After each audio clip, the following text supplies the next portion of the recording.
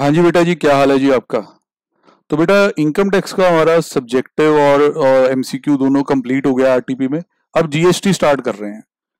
GST में case study base MCQs जो दिए हुए हैं, लेवल कोई इतना ज़्यादा नहीं है।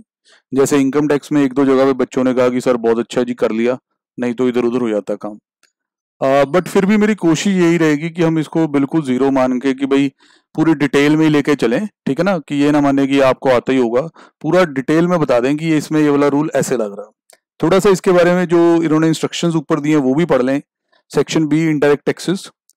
All question should be answered on the basis of the provision of GST law as amended by finance act number 2 2019, जो इफेक्टिव हो चुकी है इस डेट तक। बिल्कुल जी, नवंबर अटेम्प्ट की कट ऑफ डेट 30 अप्रैल ही है, इसलिए 30 अप्रैल तक की सारी अमेंडमेंट्स हमें लागू होती हैं। अमेंडमेंट्स की अगर बात करें तो हमने सिलेबस करते हुए तो ऑलमोस्ट ये सारा कवर कर ही लिया था, तो उनमें ऐसी कोई बात खास है नहीं है, क्योंकि इस अटेम्प्ट से पहले ही बहुत ज्यादा अमेंडमेंट्स का बैकलॉग और भी पड़ा है जो पेपर में पूछा जा सकता है। The GST rate for the goods and services mentioned in various question are hypothetical. अब वो कह रहा है कि जो किसी को ज्यादा एक्सपर्ट नॉलेज है उसको एग्जैक्ट रेट पता है उस गुड्स का या सर्विस का, तो भाई हमें माफ करो, हमने हाइपोथेटिकल रेट यूज किए हैं। मतलब these rates may not be the actual and may not necessarily be actual rates leviable on those goods and services। GST composition cess जो है वो इग्नोर किया गया सारे क्वेश्चनों में। इसकी तो सर हमें कोई नॉलेज दी ही नहीं जाती जब हम पढ़ते भी हैं, इतना हमारा सिलेबस का स्कोप नहीं है। पहला केस स्टडी काफी लेंथी है पढ़ने में, आराम से पढ़िएगा, है इजी, टेंशन वाली कोई बात नहीं है।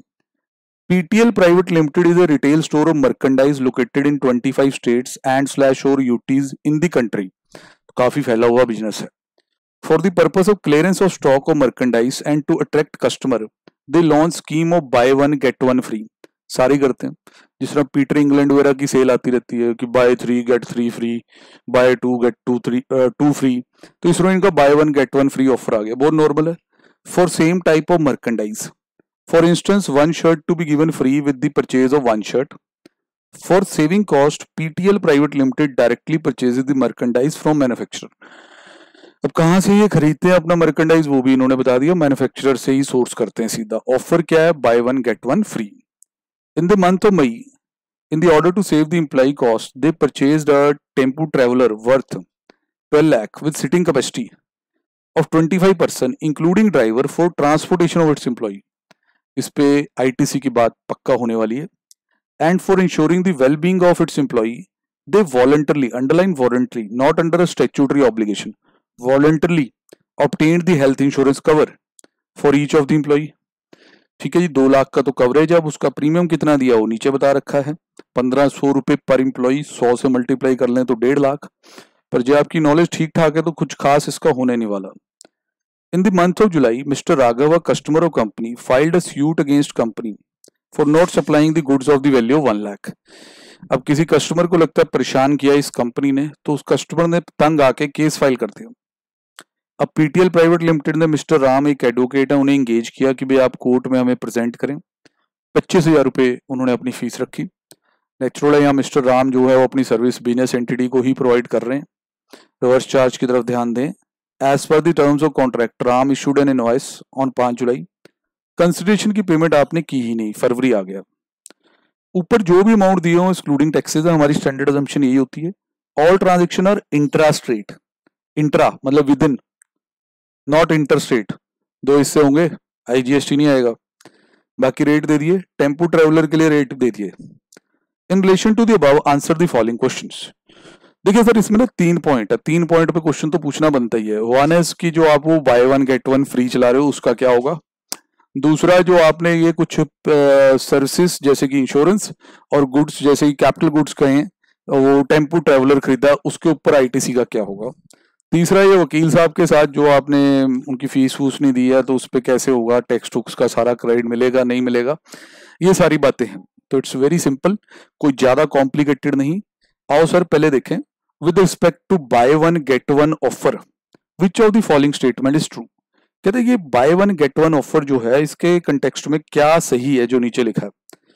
It will not be considered as a supply as at all since no consideration is involved in one of the item। ये तो बिल्कुल गलत है सर। इस पे सर्कुलर आ गया था, सप्लाई वाले चैप्टर के अंदर ही कवर्ड है वो मॉड्यूल में। किसी वक्त जब वो नया नया आया था तो उस अटेम्प्ट की हमने एक वीडियो बनाई थी अमेंडमेंट्स की, उसके अंदर भी दे रखा वो। होना क्या है, हमने क्लास में पढ़ा हुआ, स्टडी मटेरियल में अभी चलता हूँ, तो इसकी पहले सुन लो। Supply of item for which consideration is charge is a supply under section 7, while supply of other item free of cost is not a supply. ये भी गलत है, क्योंकि सर इसमें हमने ये बताया था कि ये एक तरह से सप्लाई ऑफ 2 आइटम है जहां प्राइस इकट्ठे ही चार्ज हो गया।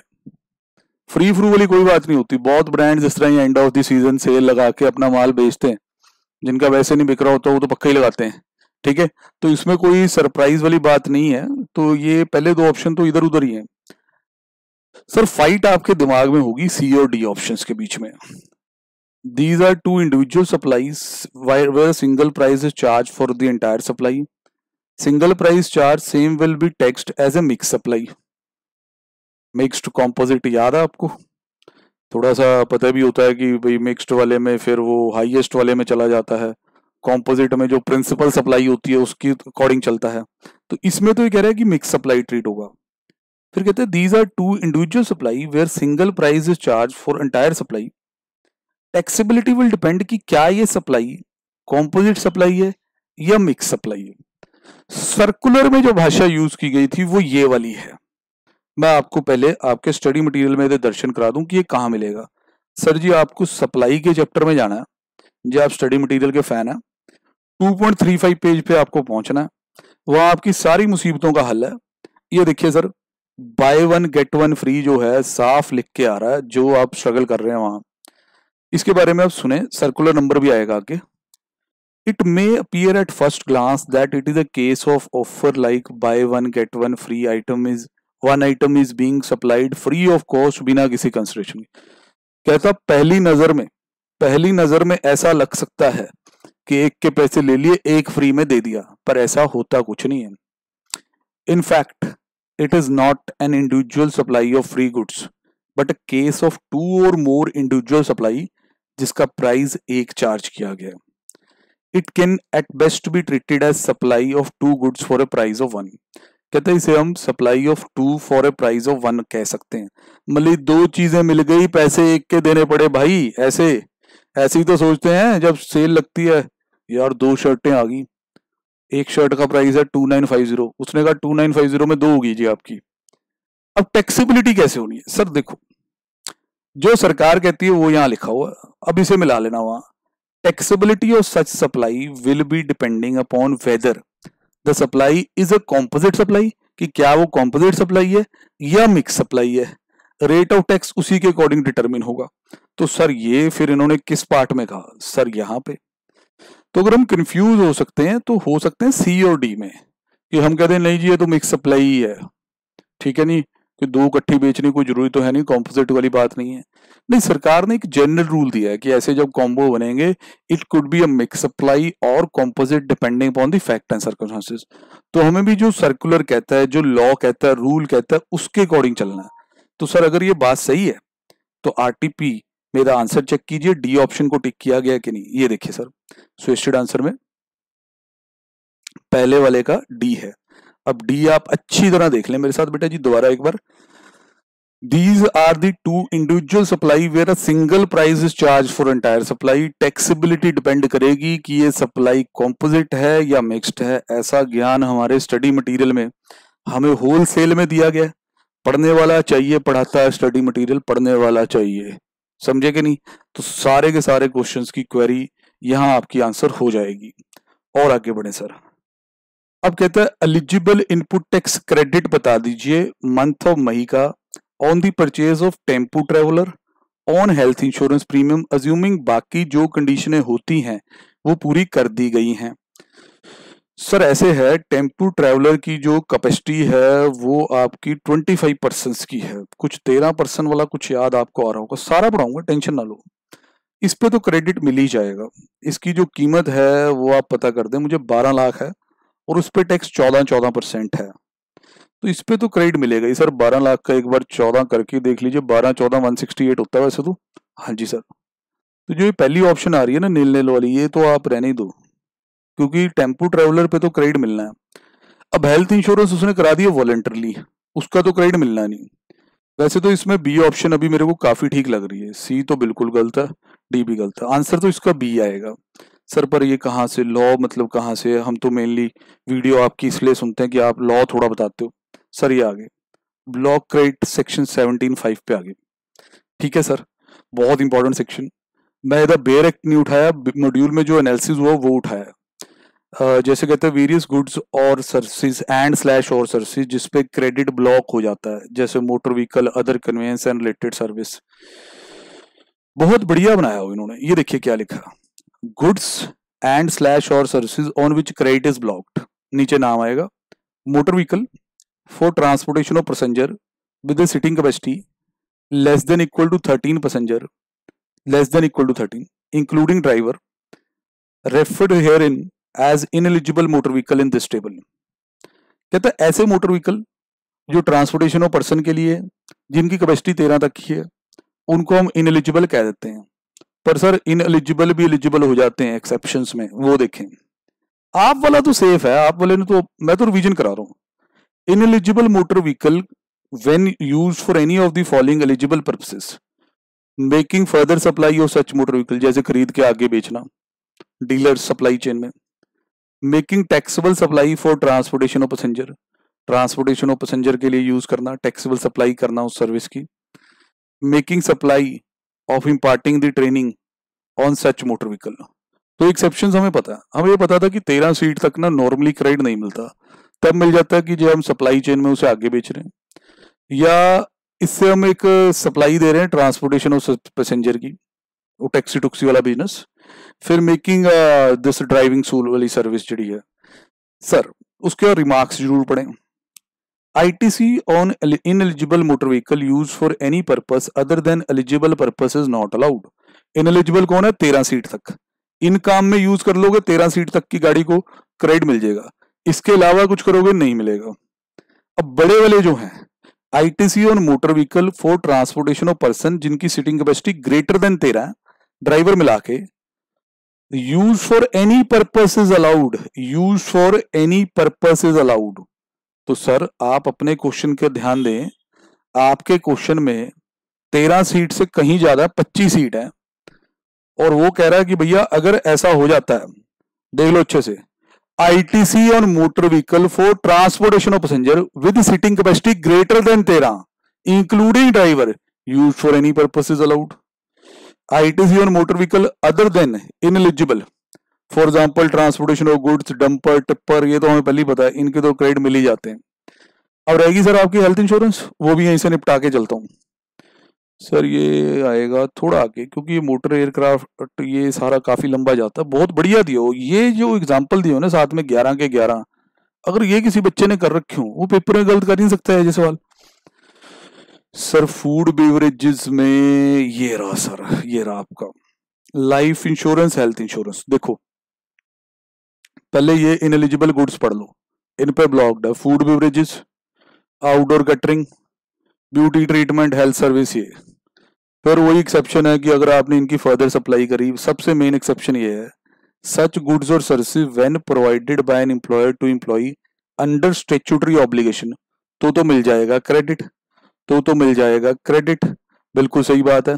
अब आप वहां अच्छे से देख लो भाई साहब, आपने जो हेल्थ इंश्योरेंस दी थी वो वॉलंटरली दी थी, आपके ऊपर कोई लॉ नहीं था कि जो कह रहा था ये करो नहीं तो आपको आपका काम करने का लाइसेंस रद्द कर दिया जाएगा, ऐसा कुछ हो जाएगा। नहीं नहीं सर, आपने तो अपनी मर्जी से किया है, तो सर आपको तो क्रेडिट मिलना नहीं चाहिए। फिर सर ऑप्शन तो यही सही बनी ना, बी ऑप्शन ही सही है। बाकी सर हर एक बार हम अपने आप को साथ नहीं मानते, इंस्टीट्यूट के साथ टैली करना जरूरी है। सेकंड पार्ट का बी आंसर है, बिल्कुल सही बात है। अब निश्चिंत है।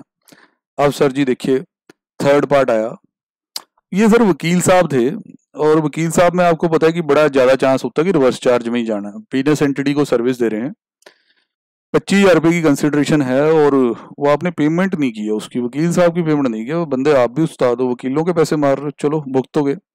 5 जुलाई को इनवॉइस इशू किया, कंसिडरेशन फरवरी तक पे नहीं हुई, काफी टाइम बीत गया।